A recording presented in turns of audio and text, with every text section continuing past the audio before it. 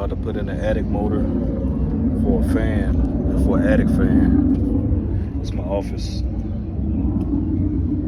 I cleaned it up a little bit. HVAC.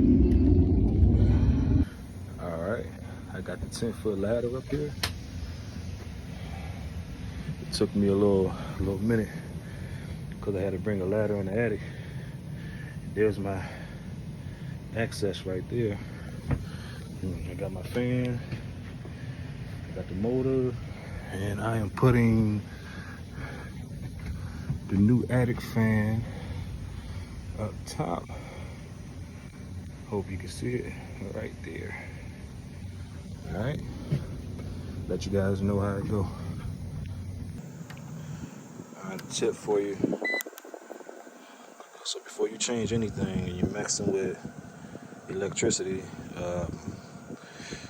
check to see if you turned the power off. So you're gonna do that. All right, I'm not getting the call from my meter, so power's off.